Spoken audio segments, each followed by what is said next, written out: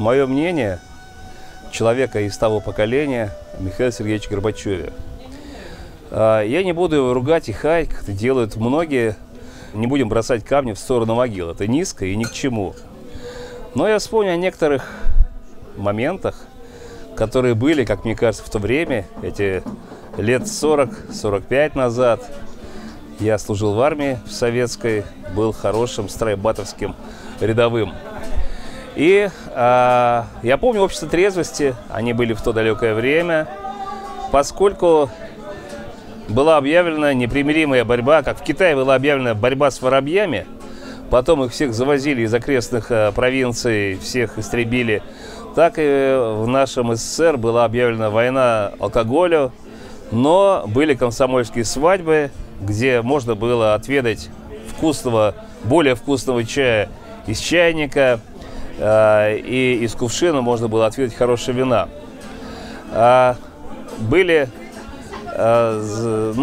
Я помню, что эта борьба закончилась плохо для виноградников грузинских, поскольку люди, выполняющие распоряжения сверху, порою чрезмерно усердствуют, и это заканчивается очень плохо, поскольку указание, может, было несколько иным, но вырубаются виноградники, которые выращивались столетиями. Ну что поделать, перегибы бывали и будут.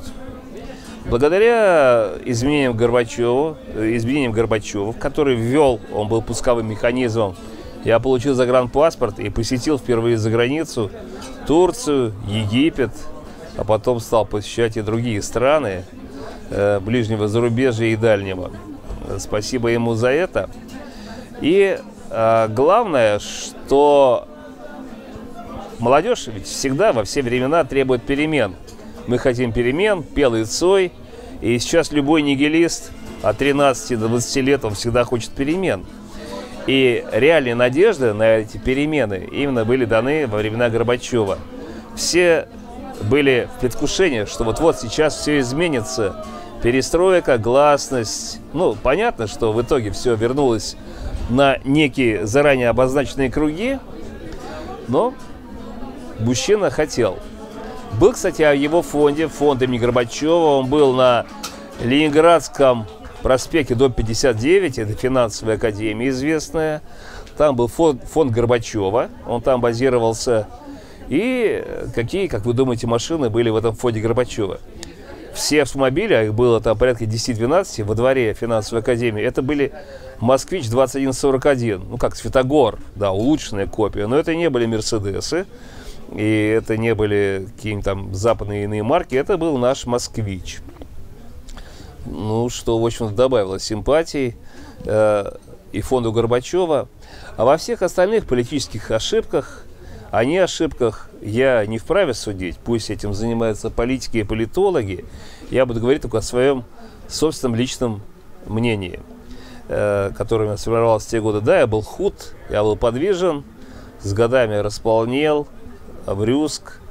Но вот эта молодость, подвижность, усы, которые украшали мою верхнюю губу, они, конечно, давали надежды, возможность жить. И вот за эту возможность жить и за яркость, которые были во времена Горбачева, я Михаилу Сергеевичу благодарен. Я вчера поздно вечером узнал о кончине Михаила Сергеевича Горбачева, к которому я всегда относился неоднозначно. Я с ним был знаком. В 90-е и в нулевые годы не раз участвовал в мероприятиях им проводимых, спорил с ним. Особенно запомнился мне спор о том, какими качествами должен обладать лидер страны. Он говорил, обязательно ум, обязательно нужно в будущее смотреть. А я говорю, а еще нужно быть не ум даже, а мудрость. Мудрость и где-то романтика, но граничащая с прагматизмом, то, чего у руководителей не было. В общем, мы даже на эту тему поспорили. Хочу сказать, что это большая потеря, потому что Михаил Сергеевич, пока вот он был более-менее здоров, он всегда высказывал свое мнение по различным событиям политической жизни. И в отличие от того, каким он был на посту президента, сейчас он помудрел последние 25 лет. Он уже многое понял. И в моем понимании вот не было использован его потенциал государственного, политического, общественного деятеля последующими руководителями, особенно президентом Ельциным, который никуда его не пускал. Фактически это было очень обидно ему. Может быть, он жил долго, что он думал, что в конце концов его потенциал в качестве советника будет использован. Но, к сожалению, и дальше. Почему? Потому что общество пошло не по тому пути. От гласности, от демократии, от свободомыслия. Мы стали опять прятаться по своим каким-то квартиркам, уголкам. Мы стали опять чего-то бояться. А Горбачев учил нас не бояться. Идти вперед, идти напролом. И думать об ошибках, конечно, но в первую очередь думать о победе. И вот я считаю, что этот человек и этим именно хорош, что он не боялся новшеств, не боялся свободы, свобода мысли, свобода развития общества.